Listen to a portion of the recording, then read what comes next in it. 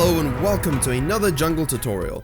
My name is Virkayu, and almost a year after my first Shadow Assassin Kayn guide, I figured it was high time to revisit this popular video and update it for the end of Season 8. After the latest round of buffs to Kayn's E, along with other buffs in Season 8, he's definitely in a stronger position now than he has been in the past. And because of this, along with some other nerfs around runes, there were a lot of comments in my most recent Kayn Rast video last month about Electrocute vs Dark Harvest, Precision vs Sorcery for secondary runes, as well as Q vs W max.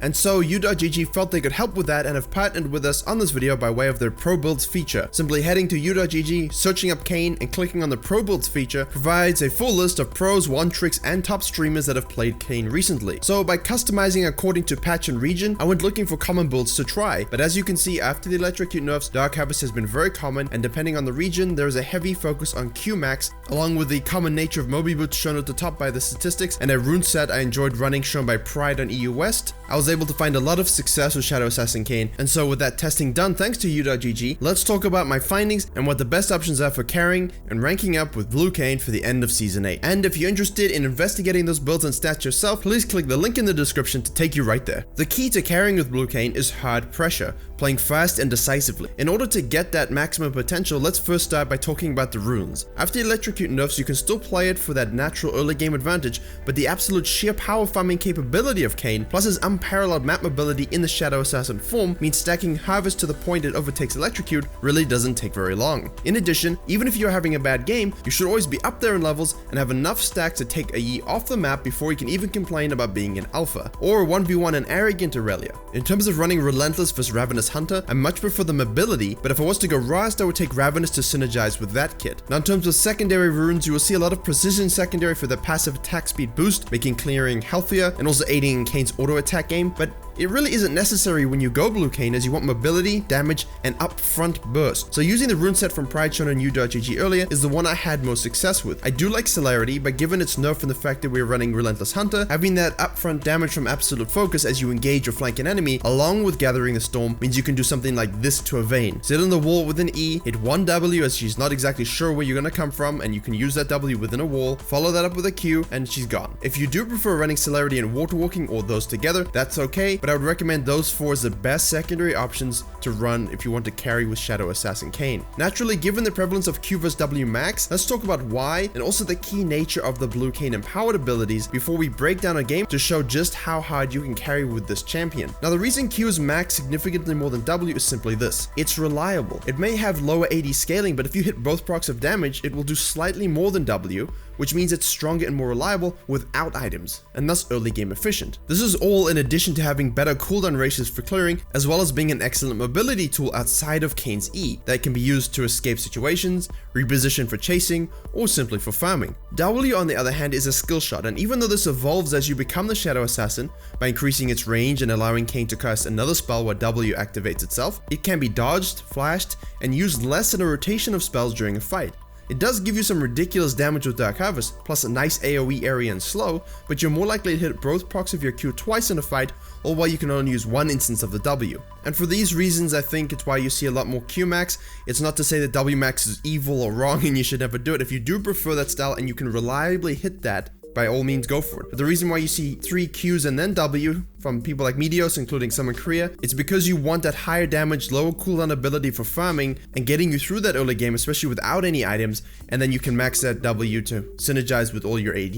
Now outside of these two abilities, the Shadow Assassin really flourishes with his evolved E, the Shadow Step. The bonus movement speed you get goes from 40% to 80%, removes slows, and coupled with a recently buffed duration means flanking, counter jungling, map mobility, engages, backline dives, and even home guarded chase downs are all so effective. But as this is a non-combative spell and you build a lot of CD on Kayn, it's max last with a heal scaling with AD, and so the Shadow Assassin gains more heal as a byproduct of items as well. Now the Shadow Assassin version of Kayn's ultimate is where a lot of his true power lies.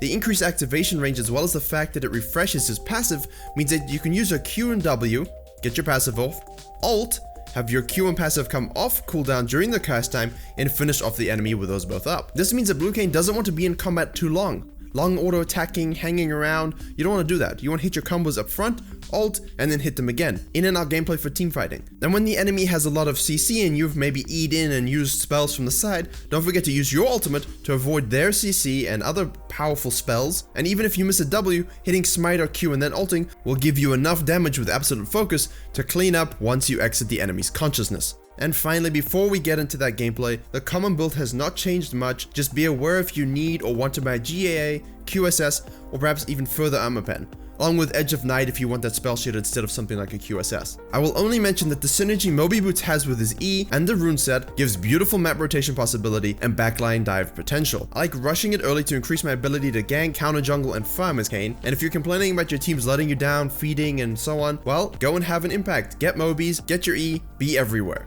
Okay, with those basics and essentials out of the way, let's look at a quintessential Shadow Assassin Kayn game. One where I used early game Kayn and getting the transformation quickly to snowball hard and dominate the game, control an entire side of the map. Despite ignoring my team for most of the game, of course I ganked a lot early, but I then took control of the game myself, focusing towers, split pushing, setting traps. I attribute my ability to do this and to rotate quickly with my Moby Boots and of course the new buffed Eat ability. So let's get right into it and talk about our first clears at the same time. As per usual and regularly commented in every Kayn video, we are starting Raptors. Now of course you'll see us side by side. There's the commonly used hit your Q, loop around, drag the Raptors out, or another way is simply to continually auto and kite back the big Raptor so that when your Q's up the second time, you can get that full clean sweep of the Raptors and it looks really nice and it's a little bit faster. And of course after that you typically go red, and this doesn't matter what side of the map you're starting on, you'll always do this route. And then you can look to either go the same side scuttle or upper side scuttle. I like to go upper side scuttle just to control that vision and get a ward down by the enemy Raptors, as I've said before, to the point that in this game that I'm going to show you, I did my Raptors, I did my red, I noticed a skirmish going on the bot side, and I immediately moved on down. I used my E to get in range of the Lucian, I flash Q, he has nowhere to go because I saw him use the summoner spells, 2 auto attacks later and I have a kill already. Excellent, and especially on a rage champion, I want that Shadow Assassin. And of course I'm against the Camille, so she started red, I knew that already. And as I'm going back up the river there, I see Camille going to the top side. That means, well, she probably took my blue. I have a look, yes she did, and I'll go take hers. A trade, but I get a kill.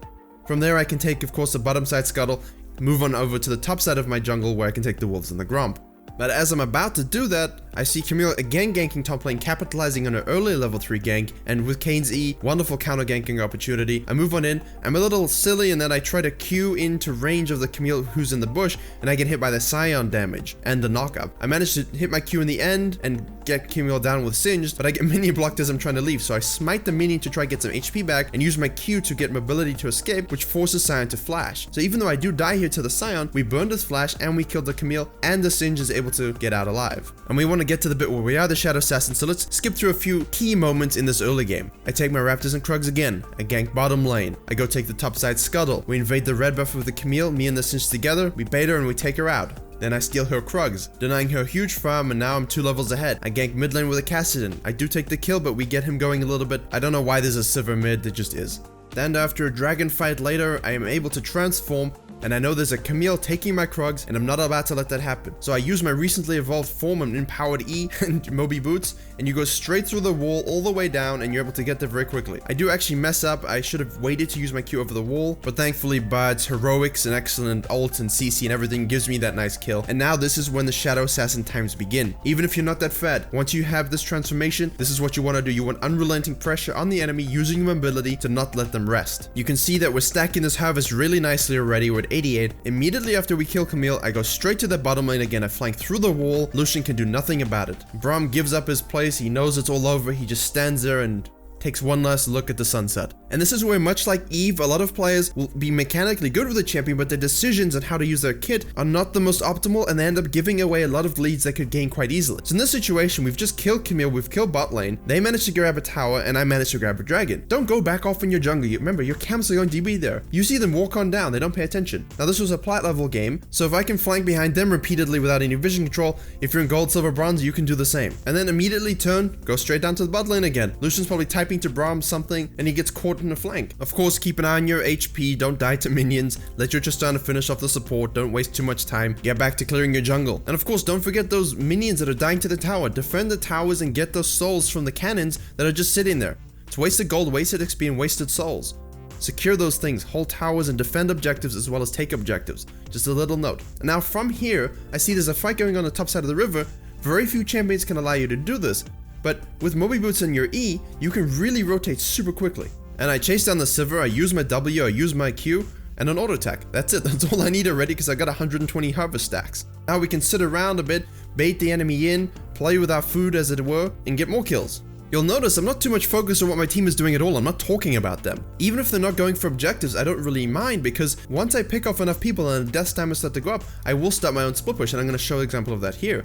I see the Lucian who's just trying to get whatever farm he can, get whatever towers he can, but I can easily rotate to the bot lane super quickly. So I don't use my E on the outset, I just use my natural movement speed with the Mobies to get there, and when I know he's gonna go back, I go into the wall and try and flank him out. When I'm inside the wall, I have 686 movement speed. I'm not sure how he's gonna get away from that. Plus the increased buff duration we just got on the E. Flash, Q, Smite, W. That's it. Don't need to waste my ultimate. And now this is the case. You'll notice we only have one tower taken, and we're not really stressing towers and objectives too much. That's okay because depending on your elo, if your team isn't, neither is their team, and you need to be the one that takes control of that initiative. And I'm not depending on my team at all here. I'm just going to the lane where there's a wild Lucian. I'm rushing down there, taking care of him, and I'm going to push those minion waves up. And this is where I don't want you Shadow Assassin players to fall into the trap of, hey, I need to go farm my camps now. You have 160 stacks, make your presence known, and really take hold of the game. So I hard push this wave up, I want to take that second tier tower as well, but I know Lucian's going to be really hungry to come and get the CS crashing against that tower. So I wait in the Fnatic bush for him to arrive again, and we can take him out. Bard has seen this and has rotated up as well. You'll notice there's some kind of fight going on in the mid lane and Singe pushing top. I'm not concerned about that, I'm taking control of this whole bottom side of the map. Lucian shows up, again, just like the last video, you gotta miss a W to make him think you suck, make him think he has a slight bit of hope, even though he doesn't. You ult him. As I said before, once you're inside them with that ultimate, it takes 2.5 seconds. It's a long time in league terms, and no one seems to be able to count to 2.5 seconds. So they start dashing and flashing, trying to shake you off, but they really can't, and then you're able to take them out, which is what happens with this Lucian. Now from here again, I don't go back, I don't retreat, I want to keep my pressure up, I want this tower, I want my team to be able to be a bit more free, because I'm going to force rotations at some point, and my team will be able to take barons, towers, or whatever they need to do. So again, I take control of the objective focus. After we've killed the Lucian, I take the bottom tower because there's a mid lane fight going on, so I can continue that split push. And once that's down, I take the Gromp and the wolves, and then I scan the bush and sit there and wait. I want the Camille to come face check, and then I can take her out. Remember, you have absolute focus, plus a lot of damage going on for you, so any surprise attack will be heavily in your favor. I actually hit my W for once, I'm able to follow that up with a smite and a Q. Camille decides to try and ult me to survive, but my passive goes off and basically look at that power. The bot lane thinks I've used all my spells and rotates over to try and save the day. I simply E to get a bit of mobility, come back in, ult the Sivir, passive goes off again because of the reset from the ultimate, and well, good night everybody. Kassadin has come help me, and then I get a little bit too aggressive after that and rotate to try and take out the Lucian, and of course once you don't have your ultimate, once your W's on cooldown and you don't have any upfront damage anymore, you're a bit of a sitting duck, so you know, tower diving, Sion and Lucian, I don't recommend it. Doesn't seem to work out too well. And basically from this, there should be no reason why you can't solo carry the game. You've stayed on the bottom side of the map and taken complete control of it for a while now. You took out Lucian twice, you've taken out Camille, you've taken out their whole team. You secured a tower, you got extra stacks in your harvest, you've gone back to spend all that gold, and now you want to rotate up into their jungle and you want to make a pick and then force your team to go and take an inhibitor tower. Singe is doing whatever Singe wants. You don't need him. Just let him push the top lane, let him zone. As long as you're playing the pressure and continually taking at least one person off the map before any fights break out, you're doing what the Shadow Assassin needs to do in order to carry. Because of the fact that you also build a lot of AD, you take towers and inhibitors with decent speed, and it's something that you can capitalize on for sure. Following that, don't fall back to the habit of going to farm your jungle when you don't need to. Make sure you're taking their jungle and collapsing on anyone that's pushing out too far, because they want that farm. They're not going to pay attention to vision. They don't understand how fast you can be with your E. And don't forget to set traps, sit on walls, and use your E in lanes to catch people out. You don't need to only use it on a wall. If you want to catch that Sivir going back, E in the lane, and that's that. So much like Evelyn, where you can use your camo to flank, get behind from angles they don't expect, you can do exactly the same thing with Kayn in this blue form with your E. Same thing with the Rengar ultimate. When you're playing an assassin like that, making those picks and pushing waves and getting yourself really fed is simply the best way to carry. Okay, thank you very much for watching today's video. Thanks to u.gg for sponsoring it. Please don't forget to like, share, and comment if you did enjoy and learn something. Subscribe for more jungle videos coming soon. And as always, I will see you all in the next tutorial.